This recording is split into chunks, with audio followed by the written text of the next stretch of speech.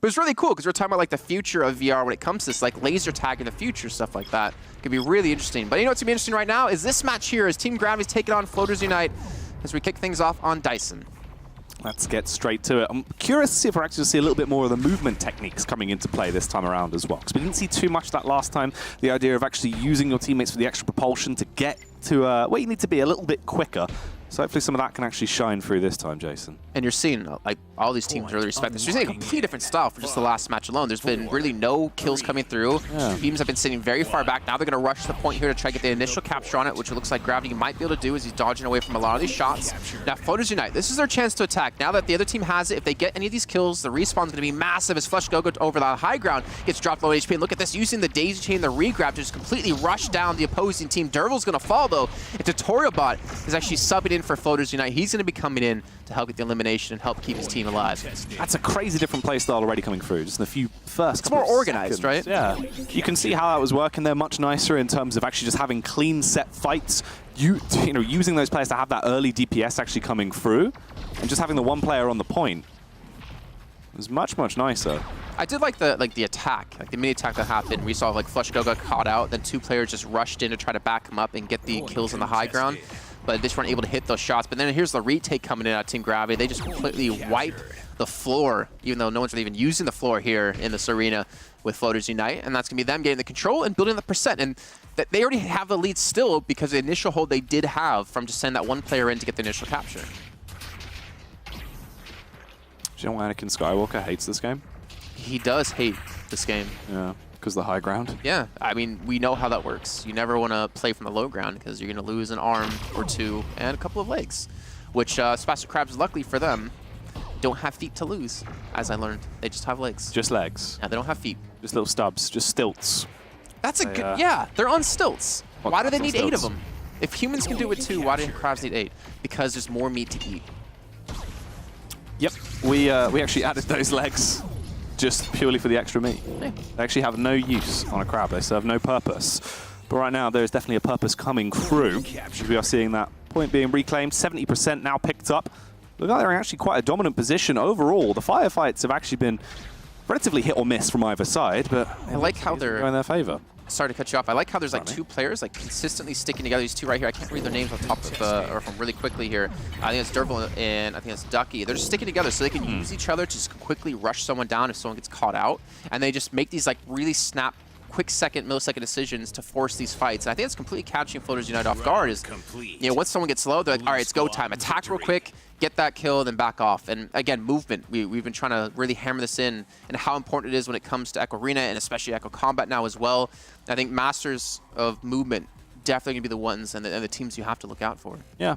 I feel like Gravity have actually given us a pretty good display, even just on the point alone, of how you can use that additional little movement spurts that you can get from projecting yourselves off of things to make yourself very, very awkward to hit as well, which isn't something that we saw too much last time. It was quite stationary. Obviously, the majority of players in our first matchup of the day just trying to use the cover to protect themselves and sort of bobbing and weaving left and right to peek around that, whereas this time, it's very heavily focused on the movement, even on the point. They're darting about to try and just make themselves hard to hit. How quickly they just send 3 players directly into Floaters Unite. Batsuga immediately going to be taken out of this fight by Flush Go. And again, that movement's so important. We're finally seeing the daisy chain, those regrabs coming into effect here for Gravity, as it's going to be a 2-for-2 exchange. Ducky, very low HP. Tutorialbot's going to fall, and Batsuga gets the respawn back in. But it doesn't matter because Gravity's now going to have control of the point. They won't have the initial holding of it just yet since it is still locked, but they have the setup. And this is the setup we've seen work so well for them in this first round. Yeah, the 2 players already on the point. The rest of the squad now coming back over to assist as well. The point it does unlock, though, they might actually be in an unfortunate position for the side of the Floaters, as they are being tagged up already. And here comes the instant confrontation. Trying to re-heal on the side of Gravity. Stoty, pretty much back up to full health now. Floaters just playing from a distance, trying to utilize that AoE damage coming out. You can see, actually, the mass spam of damage coming out from the Meteor. That's the rocket-propelled grenade, in effect. But the 2 players, the Derbil and Ducky, the Double D's, doing a really good job of just dodging away from that damage on the point. Again, they're pushing back in. The focus fire is there. 3 players just honed in like attack dogs on the 1 remaining player for Floaters Unite. And Gravity, again, will be able to maintain control of the point. 30% and counting here, Jackie. Yeah, this is very nice.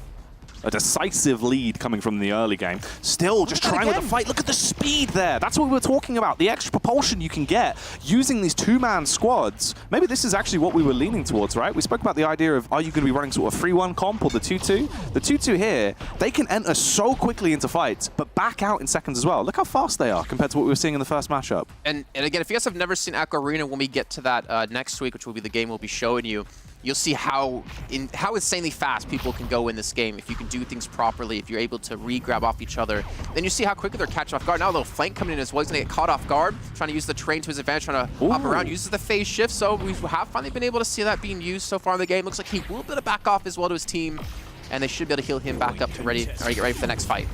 That's actually an interesting way of using the phase shift as well, to be sort of the person that is trying to wean out the rest of the opponents and go for those early fights, because you can phase out. You've got the get out of jail free card, and finally we see Floaters actually put up a bit of a fight of their own. They've contested towards the point. The damage is still coming through, but they have lost out. It was a short-lived flash in the pan. I wonder actually if players are going to get caught in that respawn. I think it's just Trogdor. But you see, I think the phase shift, like they send him in with the regrab, and then he tries to get the kill. Whether he's successful or not, he pops the phase shift, backs away, and they have a man advantage, or they have a lot of damage done. It's actually really cool to see. We talked about it being like more of like a selfish ability, but he's making it work with the team in the style they want to be aggressive and attack with. And I mean, there's not much else to say. You can see the kill feed going all blue, and Gravity will take the map here on Dyson. That's a really cool way of utilizing those different abilities actually for the synergy of the greater good of the team as well. That was a cool way of utilizing it. And I like that. Like, it's so... You see how fast they move, and the reaction time you need, not only yourself to be able to fight against that, but your team's reaction time to communicate with each other, to like say they're coming in, and the awareness you have to have. If you're, looking over here, kind of like an FOV, like you're not going to see people flanking you from this direction or rushing in. So it's really imperative to have good communication, but you're seeing these like decisions. And I've talked about this actually a lot when it comes to like MOBAs. Is a team that's united in even a bad decision is always going to fare better than a team who questions the decision and like half-asses it, right? Absolutely, yeah. And you see them go in, whether it's successful or not, they're going to get at least one elimination, right? And they're going to be able to come back in with well, depends if they're attack or defending, but they should be able to like have a better fight in general. And I like that. It was really cool. And that's what we're seeing, like a little bit, well, not even a little, a big difference in play styles from the first match to this one. This looks a lot more sort of, if there was going to be an overall meta that you would look at, and you can see clearly the defined key roles as why that would be the standard meta. For me, that would be the sort of style I'd imagine teams would lean in, right? Because it's using the movement capabilities that is such a big deal inside of Echo Arena, obviously. That is kind of the one key point that you need to have that a movement system down. We didn't see too much of it last time. It kind of seemed like an afterthought. Here, it's front and center. It's a big deal. You can see it even on the point as well, how they're trying to mitigate the damage that's coming in by being so versatile and just darting everywhere. And it's like the whole two-man squads, and then you have, say, one squad defending, that get aggressive. So you have like a defending team and an attacking team. The attacking team has like the phase shift. The defending team is usually the ones using the repair matrices. So the attacking team goes out. They send out the player with the phase shift. If he gets low, he backs off. They heal him up, and they still have an equal fight. Worst case, he doesn't get a kill, but he forces them to use the same abilities that they're using, the same attack mods. And then if they get the kill, then they have a 4-on-3. Like it's just really cool to see that. I would imagine though, when we get over onto Combustion, that might change a little bit, but I'm curious to see like the standard meta, the way they're going to play it on this next map, because it's just so much different. Yeah, that is kind of one of the factors as well that could be interesting, is sort of between the two maps, the contrast that they have in terms of the overall size. Does that affect that style of play style? Can you still run that as effectively? Obviously, if there's much more sort of open space to play around, are you potentially going to be cut off? Because as much as there is full 360-degree vision, and you have to do a lot to sort of be able to get yourself acquainted with that and see everything and be aware where you're being fighted from, it's going to be much easier here than what it will be later on. I'd imagine it will work even better on Combustion. I'm trying to like theorycraft in my head how it can work, because if you have the two players defending next to each other, and you have the two attackers getting aggressive with all the flanking routes you can pull off, they're basically feeding information to the two defenders, and then they can pull off like a pincer attack in one direction, or the two attackers can completely catch you off guard. Because now the attackers have to play defensively because they don't know where the other two players are. I guess that's like kind of my quick little 2 IQ theory crafting. Potentially, because especially what we saw as well, the majority on this map was the 2-2 split pushes, where they would send 2 players around the left, 2 players around the right. So obviously, if you did have the 2 more aggressive players that were holding a lane each, and then the defensive players on the site, say with possibly a meteor or something else with a little bit more range to it, they could be spamming out to try and sort of give them a bit of help.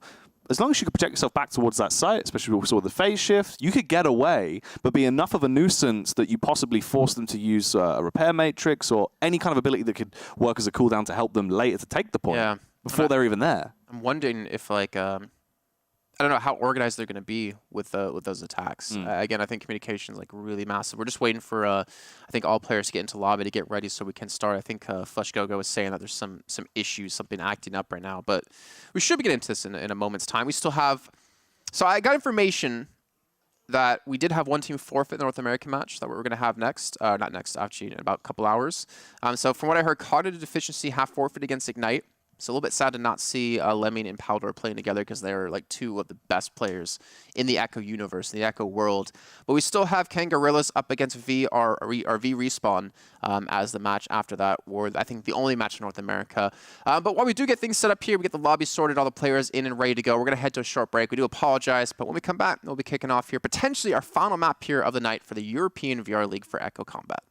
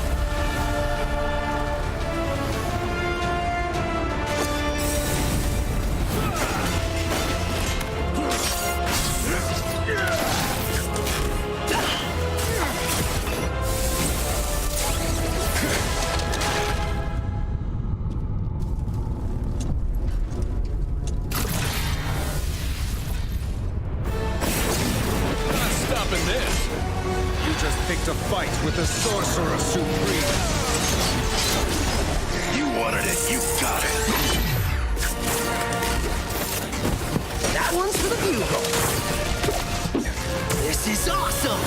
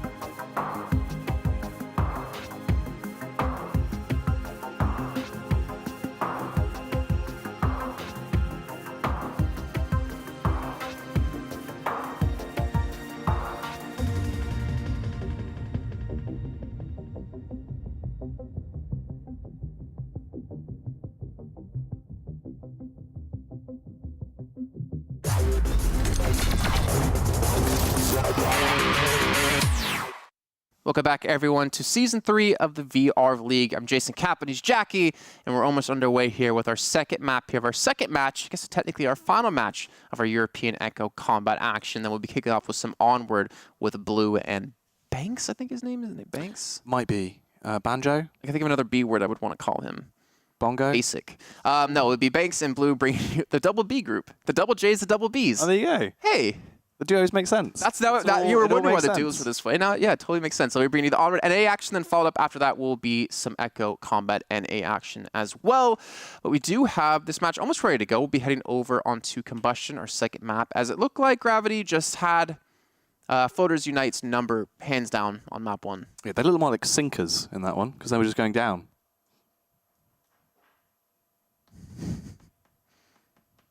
So I'll be solo casting the North American Echo Combat. I mean, it wasn't bad. There you go. Well, it was something, you know, variety is the spice of life. I was just thinking of like different floaters. Well, you can flush. In your eyes? The floaters in your eyes? Oh, right. See things? Yes. Well, we know your mind is in the toilet. Well, I tried. Are they called floaters? I thought they were just like, what, would you look and you see like the response from like light? Or do you mean the little squiggly you see, like, lines things on the edge of your moving eye? across yeah, in your eyes. I thought they were just eye floaters. squiggles. Eye squiggles? Little squiggles. Yeah. What? Well, let's not waste any time squiggling. No, because you can see, look how quickly Gravity have gotten to the point compared to Floaters Unite as they have finally been able to make their way through. But it looks like Gravity actually want to force the issue here, trying to get in a position to actually force the fight. Floaters, again, this is really reminiscent of what we saw in Dyson. Sit back in the initial get-go, then go for the point when it unlocks. Or even let Gravity take it and then win the fight off the back of that. Well, let's see how things are going to go here. Again, you can see just threat scanners giving information of where players are going to be just in case anyone wants to flank around. Look how Gravity have actually spread out. Yeah, dude, look at the actual setups as well. It's ridiculous. In terms of the way they're playing this, they've got so much more map control. They're set up to cover all these different angles and be protected as well. Whereas Flow is essentially just going in through one heavy choke point. They're completely surrounded. This should be a bloodbath. Well, a bloodbath in favor of Floaters Unite, though, as they take down 2 quick people. Ducky was in the position to flank around, which he's going to be going for. He's looking for that first one, but he's going to be flanked himself here, taking some damage, being shot in the rear end. Eventually, he will be eliminated. It will be killed here. So Floaters Unite, keeping everyone together. It looks like some miscommunication within Gravity, not getting the flank in time. Ducky being a little bit slow to get around, but good job by Floaters Unite to take that initial control. Oh. Look at the amount of movement speed they get here, back on the re-entry. We saw nothing like that in our previous matchup. That's the ridiculous feat, is how much quicker they're coming back in. They don't even need to go for 2-2 splits because they can use everyone to get the extra propulsion to just delve back in instantly. And that translates into like extra attacks if you're not able to take it in the next go, you know, later on because of how quick the percent does accumulate. Speaking of accumulation, they've been able to accumulate 3 quick kills. And it's just going to be 1 player left alive, Hackbuster. Look at the movement. Yeah, well, the thing is, how do you hit him? And that's why they're using the AoE, the explosions. Luckily, though, for Team Gravity, Floaters Unite are not picking up any percent off of it. So it's not like, yeah, he's able to really get much. But he does buy time for his team to respawn back in. But let's be honest, it's not like Floaters are going to attack without their 4th player. No, it wouldn't be worth it, especially this early on in terms of the overall percentage as well. Bear in mind, obviously, it's still the best of 3 inside of this map, so it's not really worth running the risk and cutting off your nose to spite your face. In terms of the early confrontation, though, they already left into a 3 versus 3. Please don't talk about cutting off noses, because that's my superpower, as we talked about before. Sorry, nose man. It's all right, man.